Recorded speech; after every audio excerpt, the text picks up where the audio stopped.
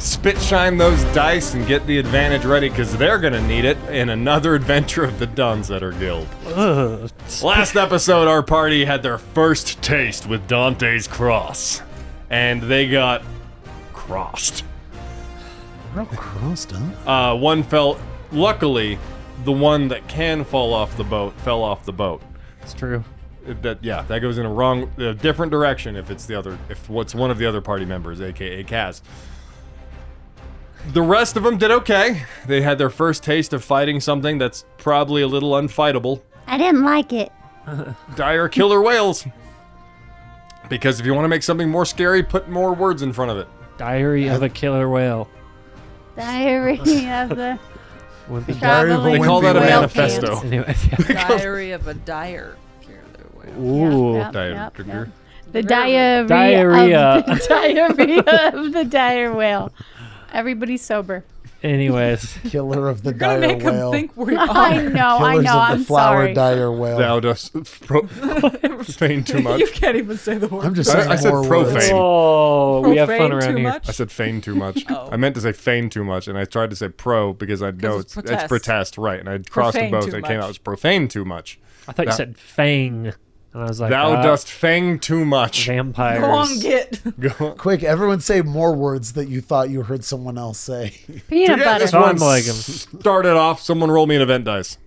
I've got a dice in my Do it, hand do right it, now. do We're it. starting Wait, great. do I need to do the 100? do. Percentile? Wait, trade me. Freaking. Okay. You Wait, keep we doing did the last one. Well, wait. Yes. When was Quick, that? ladies. With an episode that we did a week ago. Okay. That's what you get. Well- a nat 20. That's what Oh. I get. That's what I Chance of get. smiling because we're gonna so it die. might not be a good Oh, thing. yeah, look at Let's his get smirk. percentiled up. Why would Ready? you hurt us with our favorite number? 22. Because it feels right. We're sometimes. safe. Oh. Guys, we're safe. No, like 20 also or 22? As in 20 plus 2. Wow. How much do you happened? have to hurt us? Not much. But it's He's like, you're level 2. It won't One take of you much. has to die. the fun part is, One of you now has to be sacrificed. to anyone that's paying attention at home, mark what happens when 3 of the same number show up. Bloody Mary shows up on the bathroom mirror. I don't know why that one got me. Oh my gosh. Thank goodness. Yeah, it shows up in the mirror in the Oh, it's bathroom like of the a- ship. Nothing happens. She's And just we had there. 3 numbers show up? No. But we might. We had 2. 2, We got 8 2, 0, and 8. and Yeah. And it's an extreme And- one. 2. What does that I mean? Okay. Hockey? It means hockey? Okay. Here's stars. Story time. My favorite. The dusk rises on another day. Fish burps is laying on your throat. He's settled in real nice and heavy, so it's like it's enough that you know you can breathe, but your throat's like, can I breathe? Is he purring? Yes. Kitty. Fish burps is very happy to be laying on his neck. Good. You're so contented to know this. Just Well, also, if people haven't come in on this episode and didn't watch the first one, they're like, fish, the fish burps burps is is sitting, what? sitting on your throat. I was here and I got confused for a minute. I thought Fish Burps the cat was the one who smells like fish burps, but it's not. It is not. Fish Burps the cat smells perfectly cat-like. He does. He smells like dandelions and fresh cut grass. And Good. Fish Burps. So allergies. so allergies. Yeah, that's Yeah, that you're checks out. spot on.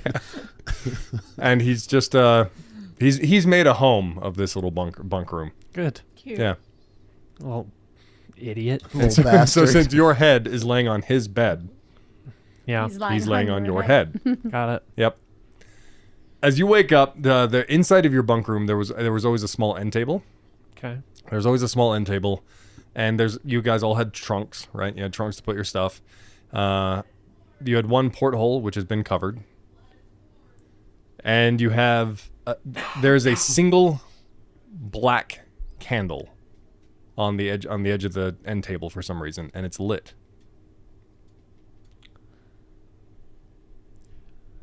How sensual. Yeah. That was never there before. Xeris, did you... Is it a black flame? It is not a black flame, but it is a black candle. Okay.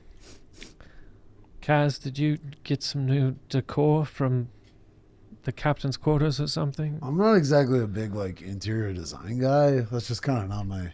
So no. Okay. It smells funny. But I don't know what it It smells smells like sulfur. Oh, it smells. Oh, Can I go? no. What does Hellboy know about it? No. Yep. What do I know about it? Roll a history check. Oh, Tell us what you Call know it. about it. Blue. The way it's history. Did you say blue earlier on the Patreon video? That's Which a what? 2. No, just history. It's a being 2? blue. Oh, yeah. That Yes. was my joke. The Yeah. sulfur smell normally checks out when it comes to demons and the like. Yeah.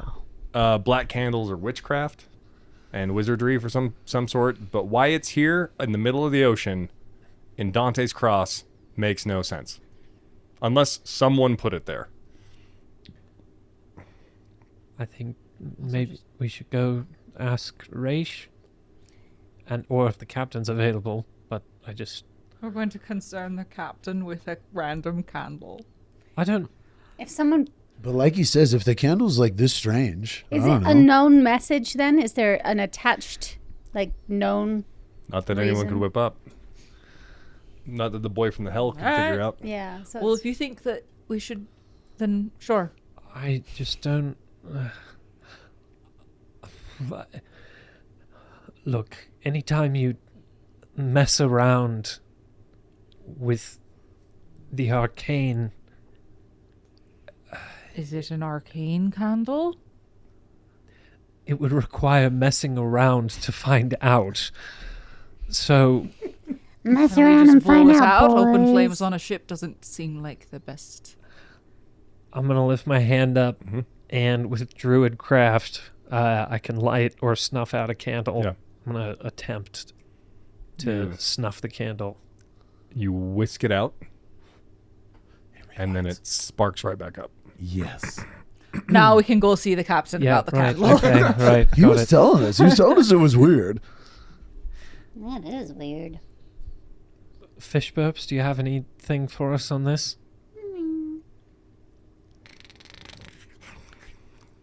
That was a great yawn, by the I way. was just. Well I was done. incredible. And he does a big stretch, just like the spooky cat stretch, Yeah, on your time. Yeah. and then walks over, hops off the bed, hops up onto a small crate that's next to it. That's probably a pseudo chair. Hops up onto it.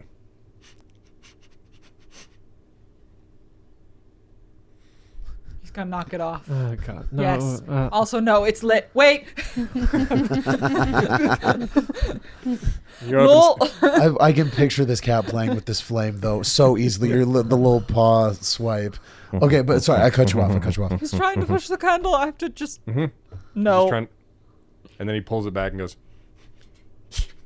and then hops back down, hops into the corner, and then finds a spot behind like a barrel up in the corner to curl up. Not very helpful. Yeah, no. All right. Yeah, let's go, I guess. We just take it with us. Hey, fish burps. I need you to sleep on the bed, please. I need you to keep an eye on this candle so that I can check in on the candle when I need to. He hops up onto the bed, walks back over to the pillow, fluffs up his tail, curls it up, and We're then going to trust the cat with the open just flame. kind of settles in, Listen, and all you see is his two big moon eyes, Yeah. peering over his paws. listen, fish burps may be a piece of crap, but it's a piece of crap that I brought here to do what I needed to. So Like for this purpose. there will be attitude, but I will be able to check in on the candle now that fish burps is doing this. Are So. we just like scared to All right, touch it? FB. You have a good one.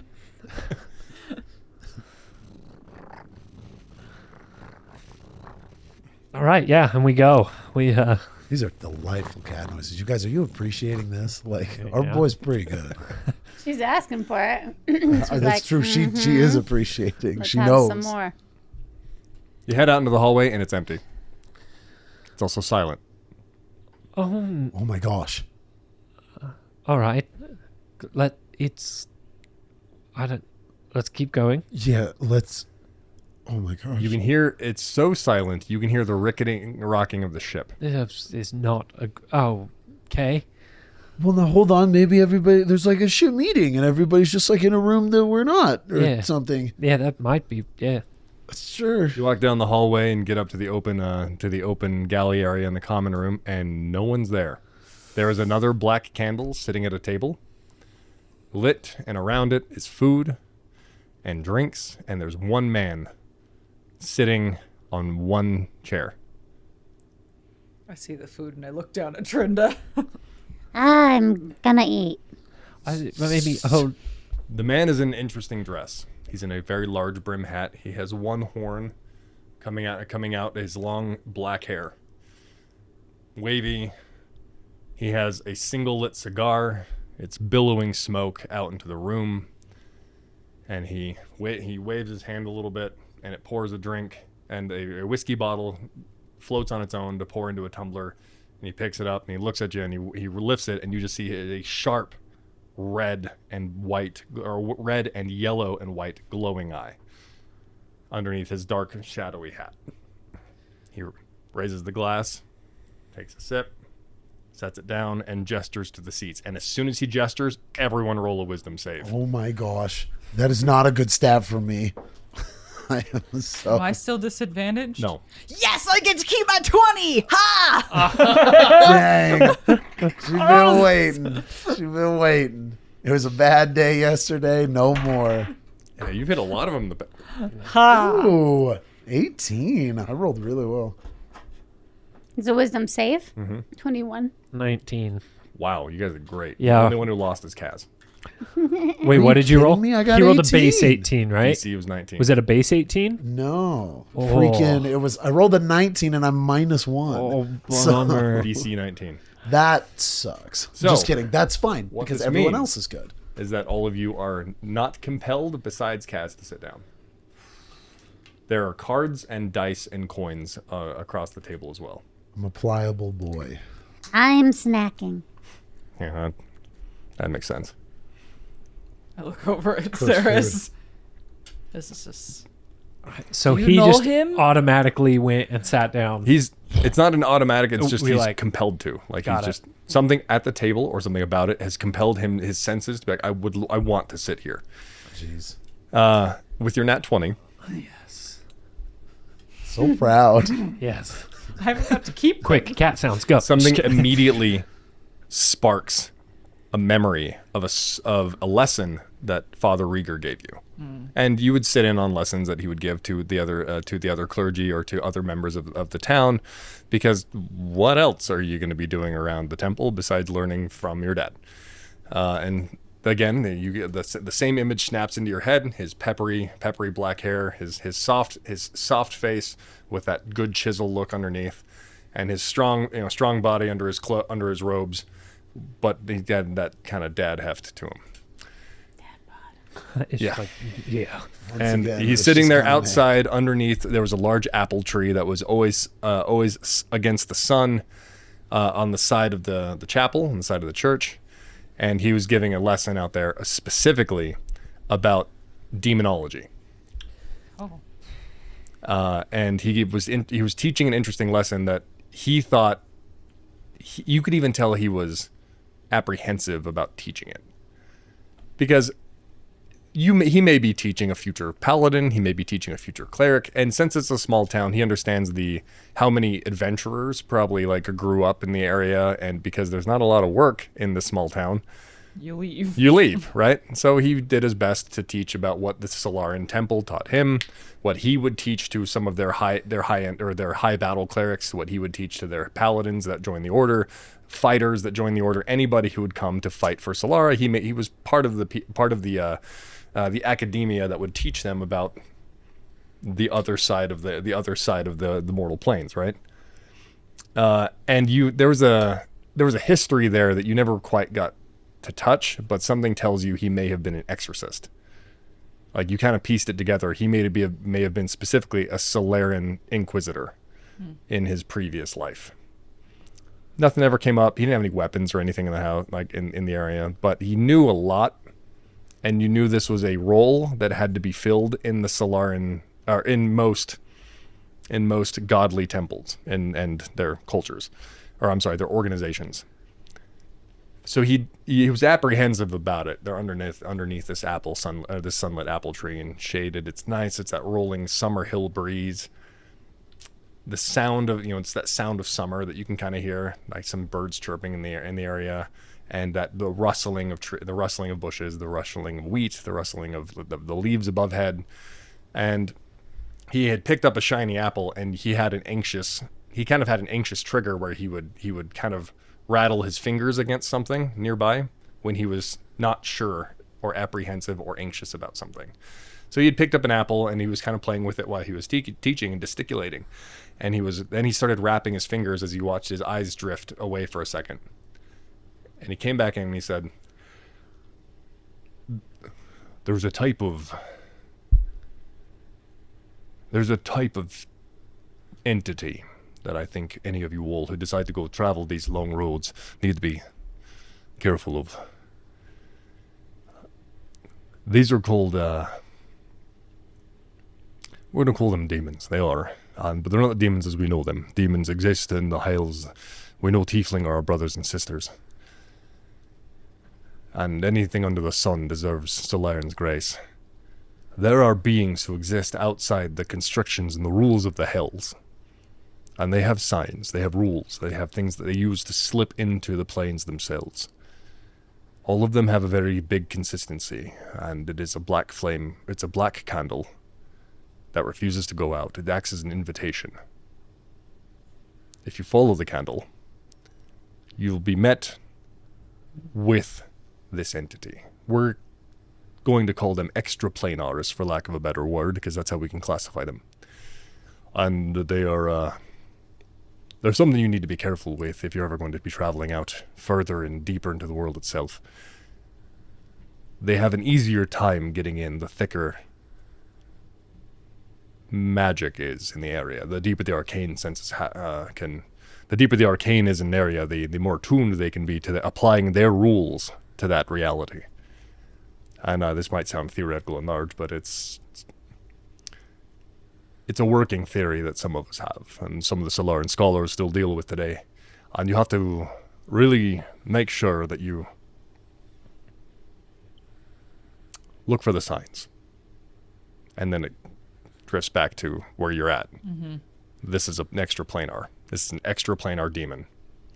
And the rules have all followed suit. One black candle acted as an invitation. You followed the invitation.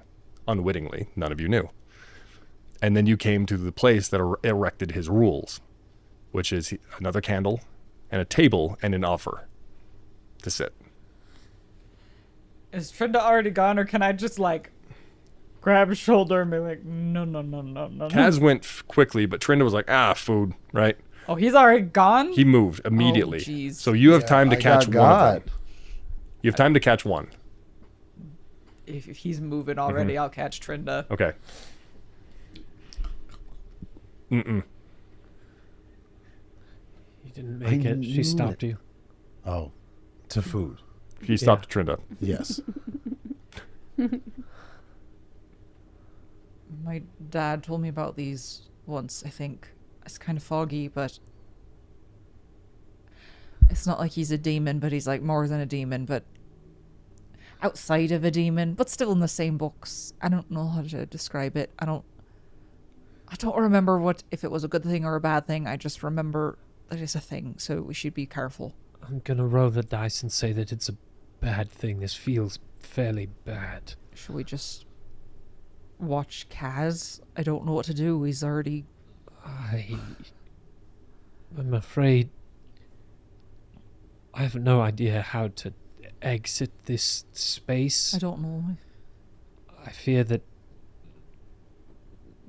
we're going to need to find that out from them.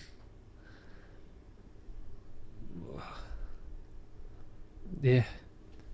What happens when Kaz sits down? Yeah. You're crossing over and you hear them murmuring, but you don't you can hear them talking, but something is not there's something inside you that's not instinctually telling you to stop and listen to them. It's being overpowered and overwritten to sit down. You make it to the table, and then you feel a large clawed hand grab your shoulder. Don't you dare sit down. Oh, snap. The count. So I'm just stuck. Just right in front of you, Duskthorn has appeared. He pulls you back, and he sits down himself. Hello, Drook. What? The extra planar he tilts his hat, flicks his cigar. Hey there, Duskthorn. It's been a minute. What's a vampire like you slipping through water like this? Why'd you come to the Crossroads? You were trying to enthrall one of my own. Oh, a kid yours? My mistake. Just a simple invitation. The rules were set. You know the drill. Always the technicalities. So the cross is considered a crossroads at this point. Why not?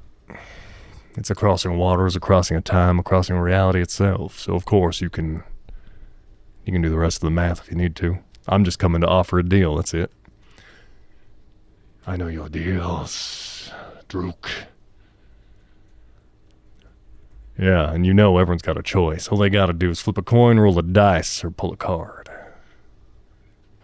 And he breathes out, and the smoke leaves his mouth without him actually inhaling. And then he goes to drag the cigar anyways.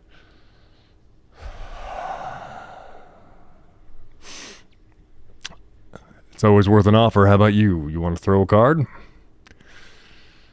You know, the last time we did this didn't end well for you. Yeah, luck can turn, though. And he kind of twiddles his cigar through his hand, and it turns into a coin. And if he flips it back, it turns back into a cigar. You just got to pull another card. Because why not, right? Take a drink, grab something to eat. And then again, I know that's going to be a little ashy and brimstone for you, but hey, if it all tastes the same, might as well enjoy it. Your games are tiring, Druktil. Tiring.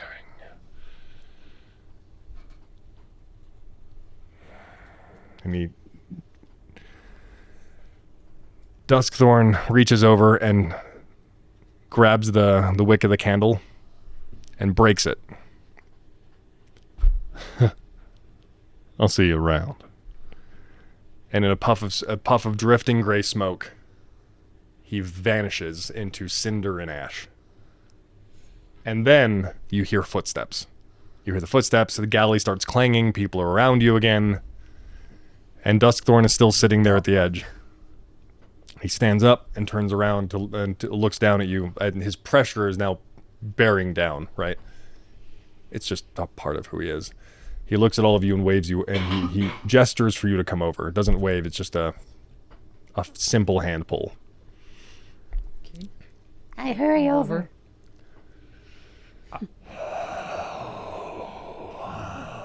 If I can duck into my familiar's eyes really quick, I'm curious if the candle's still there. It's gone. It's gone? Yep. Okay. That is something I won't talk about here. Follow me. And he walks up. He immediately turns to walk up the stairs with the commanding pace that he does. He turns to his quarters, opens the door.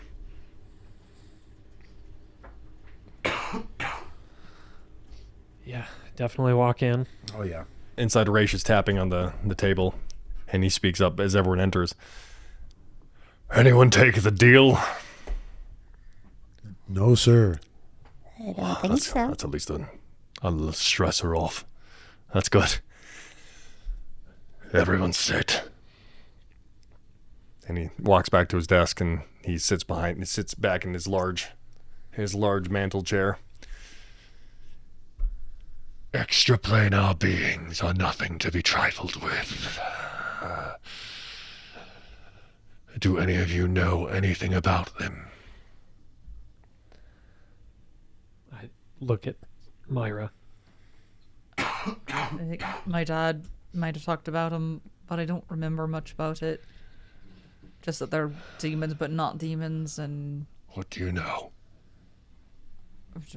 Roll a history check or something? Or do I just go off of what you... And just what he told, just what you remember. Yeah, just the making a Yeah, deal. just... Did you talk about making a deal when you were talking about father? No. Or, Yeah. Oh, then never mind. I'm sorry. I He did just, not. I misunderstood. I just know they're a thing. They're kind of like demons, but they're outside. Planars, extra-planars exist outside of our rules and the laws that bind this reality. They are beyond the planes. Each of them have a different subset, a loophole that allows them to exist inside of our reality. Slip in and out. But they come around when there's like more magic. It makes it easier for them. They can appear anywhere, but where there's more isolated magic, the easier it is for them to lay down the rules. The one you so graciously almost met was Druktil, the Crossroads demon. How do we spell Druktil? Druktil.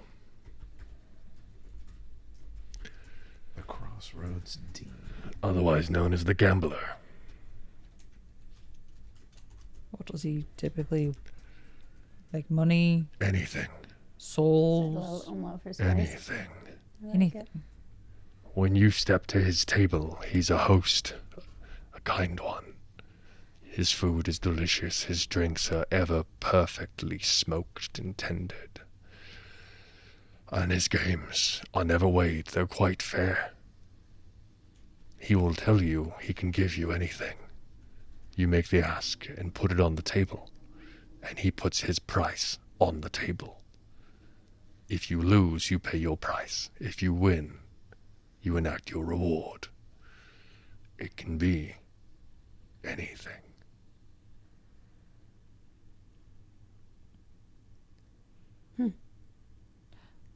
Well, it sounds like quite a good deal to me. Why shouldn't we have... The weight of the ask dictates the weight of the price. If you simply ask for 100 gold, perhaps he will just he would ask for 100 gold's worth of your value. And if you lose, immediately it's gone from your purse or your possession. If you win, 100 gold is yours to keep. If you ask for power beyond your limits, he may offer a price of eradicating a country.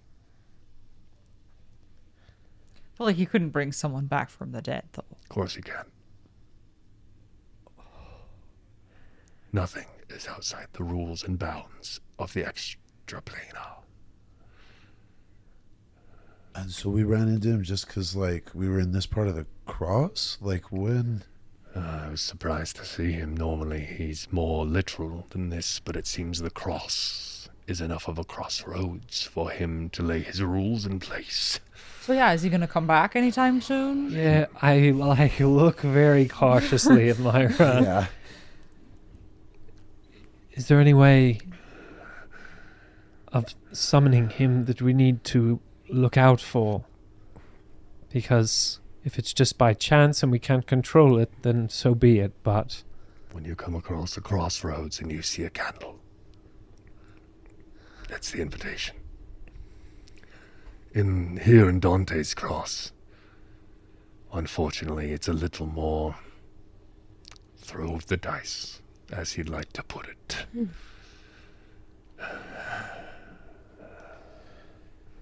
That's good that it's somewhat reliant on some amount of... There were 8 others beyond the Gambler.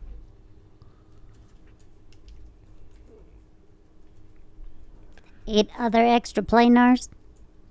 Like, there's only 8 total? Like, ever? There were 9. 9. There are now only 8. What happened to the other guy?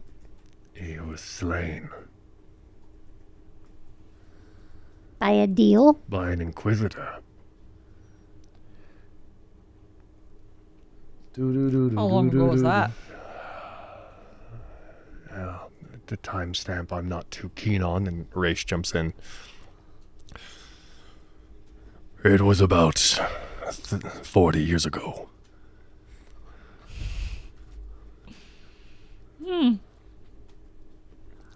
It's a fun number that doesn't mean anything to anyone. Nothing. There's the knight. The root.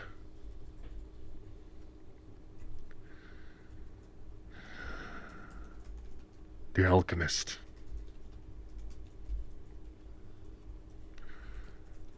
The slayer.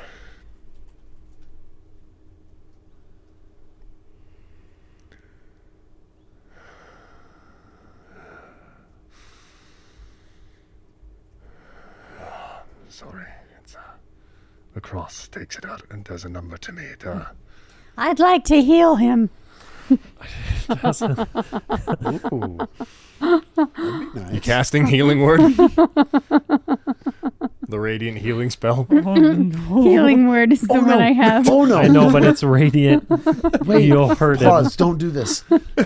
I think it'd be funny. No, I love not that. funny. Trinda's just like, healing word can do whatever I want. She's like, Whenever well, you're a I little down want. on the number. Here, let me make you feel better, bub. Oh, there's vomit on you? I'll heal you. I got you there, champ. Don't worry about it. Don't worry about it. You take a bite of this, it'll be fine. Don't worry about it, sweetheart. You casting it? If I can cast it, I'll cast it. You can. Don't. Okay, I won't, because it won't actually help him. I was just trying to be helpful. I feel like Trinda would know that. So we're not metagaming. It is okay. I don't know that. So what? Light him up. No, You're not I'm Trinda. just saying what happens though, like that just burns him. Radiant damage to vampires is bad news. Didn't I healed you earlier when I cleaned the dirt out of your mouth What? What? several episodes ago when you were born free from your pile of dirt. Oh, but didn't that hurt me? Didn't Yeah. we acknowledge Yeah, that? we did. Oh. Yeah. Like I absolutely took Just damage. black that part out. I helped. I helped. I don't remember. You the got part up. You were fine. No, yeah. Then you needed some water, and then you drank the water, and that hurt you. Well, there so was I think that, there might too. have been some confusion. But it's fine. Snap. It's fine. I'm just trying to be helpful. Yep. Well, now we know. Well, let me try a vicious mockery instead. I'm just kidding. No, dude, do teeth the are color Pull it expression. together, man. Oh, thank you for your help, but no. I'll be fine. It's less of pain and more of a control problem. What was the one that was killed? The author was slain by an inquisitor.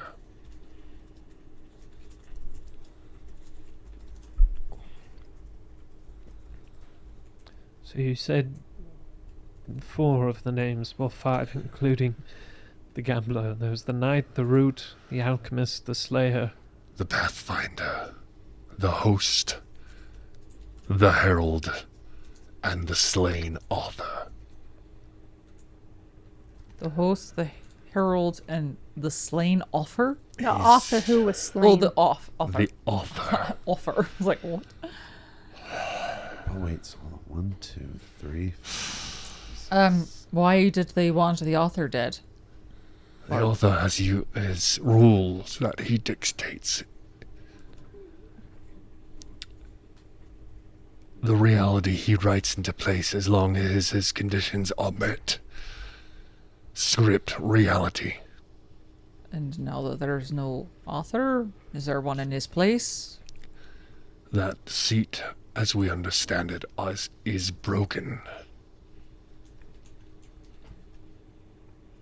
But the extraplanar are a mystery to us of the mortal realm. We've only gathered the information that we've been able to ground up. The closer you are to magical need or some of the cloth are more versed. My partner and I studied deeply into extraplanar ritual to try and understand it, to shape the reality ourselves. You know this, and you know what happened. Is that what he meant by the last time it didn't go? Wait, no, that wouldn't. It went well for you or for him? It went well for him. I lost. So how often do you run into these? I have met Planars. 3 of the Planar, the Gambler, 3 times. And is that just because of where you're traveling to, I guess? I don't know. Like, how many times should we expect to see him in the future? Like, if we're on this boat, like, does he just really like the DawnSetter, or like? As I said, his rules are put in place. Planar can show up in multiple places at multiple times. They exist outside the rules of our reality. They can only shift it and shape it once their rules are met. They play by their rules, therefore their rules are allowed to exist. And the author was a dangerous sort. At least that's how the old rumors go. I never met him myself. But I heard they were quite troublesome, at least when their rules were met. So if the gambler Druktil appears again, are we able to do what you did and simply snap the wick from the candle and the interaction will be over, or how do we find a way out of that if we stumble upon it again? You may find yourself to be compelled to sit. And you can't stop it at that point. But if we're not compelled? Then you have a choice. You can sit of your own free will, and if you do sit, he will do everything he can to convince you to play a game. But you don't have to. He's simply a host, a fine one. You may have seen me dismiss him quite quickly, but I will at least make it said that Druktil, in all of his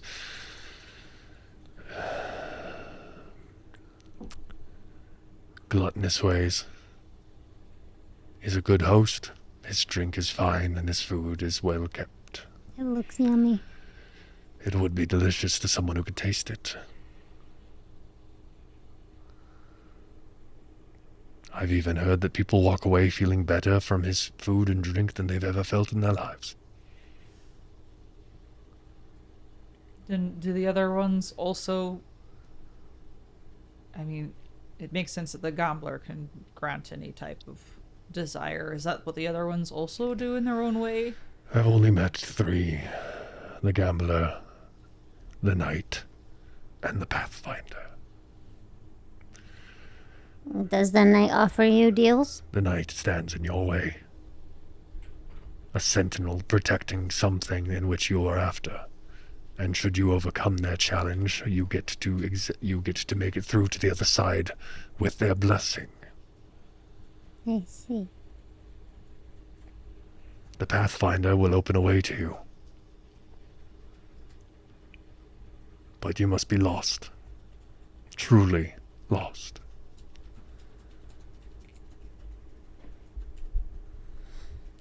And when I say open up a way, they don't show it. They will create it. Create an avenue for you to follow. It seems a little bit silly that a mortal inquisitor could take down one of these beings. Aye. Doesn't it?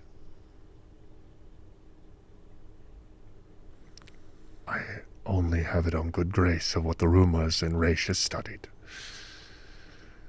Now, the likes of which it happened are beyond us so far. And Raish just nods along, kind of like, I've tried. Doesn't say anything, but you get the impression of he's like, dug it, couldn't tell you. It is a fantastic thing to understand, but the name of that Inquisitor and the details are far from our reach, so we've discovered. Truth be told, ridding the world of Planars has not exactly been our dutiful mission, but it was a good academic study to understand. It would have taken quite the power to do it. Especially the author. Someone who can script a reality into place just with a whisk of their quill.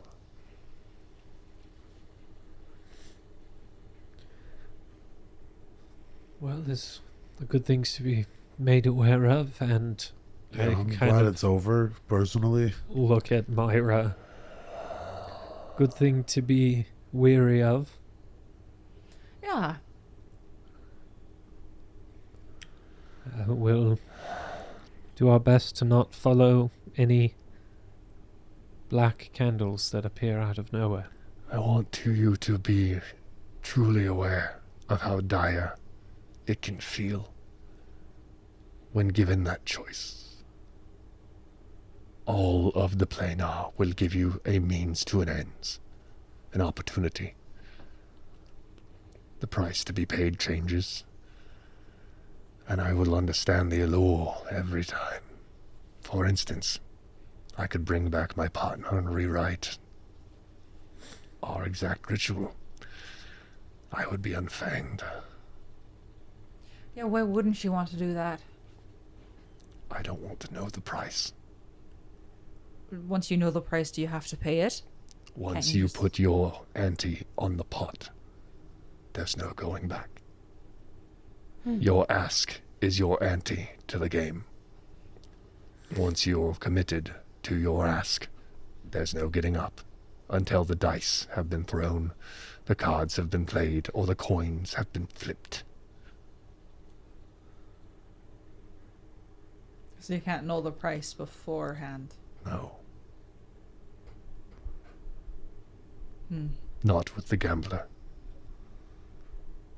The others have different rules, different asks, but there's always a price that can be paid or will be paid upon the ask. And I don't dare know what it would do to the world with my ask. To rewrite a wish spell, the likes of which this plane has never known. To rewrite history in such an abundant effect, crashing dominoes like waves. Can you imagine what would happen if I lost that toss? For all we know, the Dominion would win. The cross would disappear. The reality itself of all humankind could be gone in the blink of an eye. The possibilities are near limitless with the amount of power that I would need to ask for. So I know my limits and I do not play the game. Because my limits are too much to pay.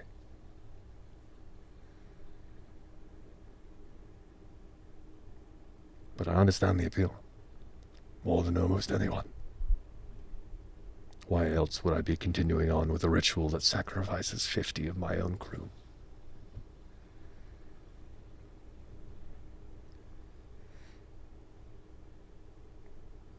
He goes silent for a second. You see his eyes kind of drift as he's thinking about the remorse of what he's still trying to do. And this is a moment that you all get to catch of Duskthorn feeling the weight of everything he's asked of everyone on this boat. And all of them carrying it with him. Almost for different reasons, right? They all have their own torch in this. But all of them are unified in a single decision, which is to see the end of the Empire and to create an opening. And they're willing to give up everything so someone can take the opening. And so Raish sees this happen in him and like a good first mate. Ah, crewmen, don't you all have duties to get to now? Yes, sir. Good. Yes. Kaz. I've got an idea for you. An idea? Yeah. How are you with a sword? I'm pretty good. I don't know. Like I listen. I do pretty good. I've had people tell me I'm really good. So I'm putting you on the raiding crew. Oh yeah. You get to go train with Biggs and Wedge. Yes. Okay. I'm going right now. Excellent. Moira. It's time to steer. It didn't go too well last time. Do it again. I You're the only one who fits the hand marks left behind. And you have the strength to get through it. Let's go. Zaris. Shake it off. Every new tide is a new sail. Go call the rest of the crew, keep them on time, keep them on rhythm. Also, I want you to pay attention to the measurements of the ship and how she rocks, how she keels, how she moves, how she bends, and how she breathes. And Trinda, there's songs, you listen to the songs of the crew, because there's always a new tone, and you may notice how a single change in melody changes their entire demeanor. Oh, great idea. Hit the deck. I'll be here with the captain. Yowza. Consider this deck hit. As you all go fall into place and prepare for the journey ahead with your first crossing of an extra planar demon. The 9 that sit, 1 throne has been shattered, so 8 only exist. Are they antagonists? Are they getting in the way? Are they just an enticing plot device? Are they twisted into the story? You'll find out some more as we hit the sails for another episode of the DawnSetter Guild.